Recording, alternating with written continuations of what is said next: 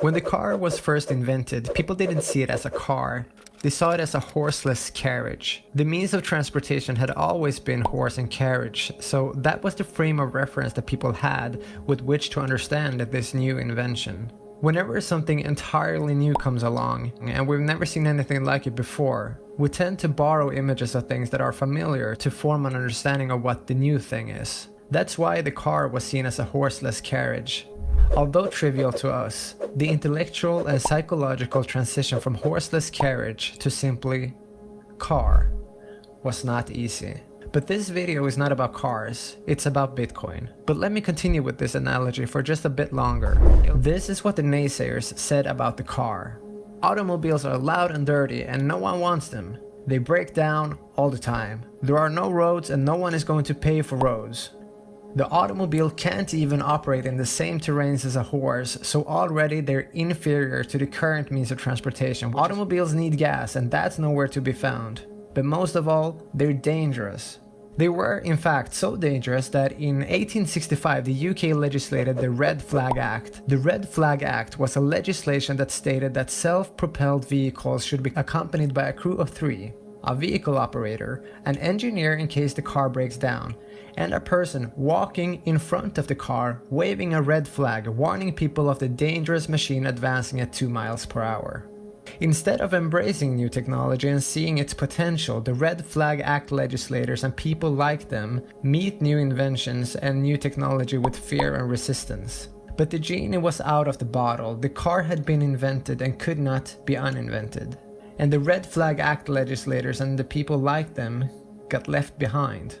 No one knows exactly what Bitcoin is yet. We're still struggling to understand Bitcoin as its own thing. So we borrow images of things that are familiar, mostly from the banking system that we now kind of understand, or at least are familiar with.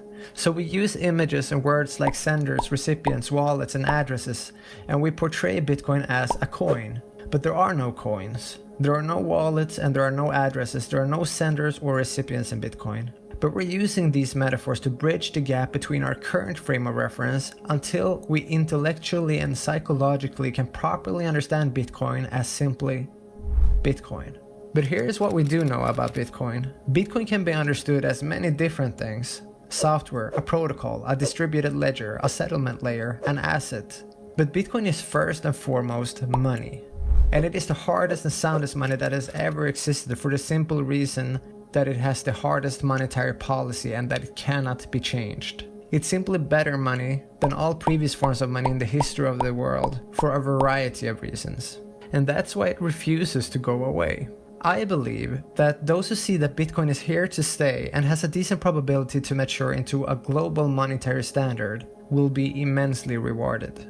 Unlike fiat currencies like the dollar, the pound, the yen, or the euro, Bitcoin can't be censored, confiscated, or inflated.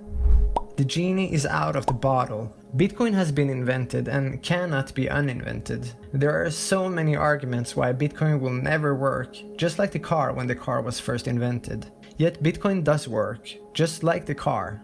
There will never be more than 21 million Bitcoins, and that can never change, and an estimated 4 million Bitcoins are lost forever. Meaning that there can never be more than 17 million people in the entire world who can own one full Bitcoin. Think about that for a second.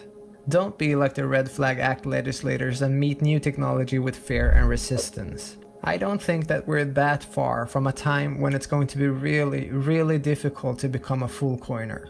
There's going to be a stampede to accumulate Bitcoin, and it's going to happen gradually and then all at once. Don't be left behind.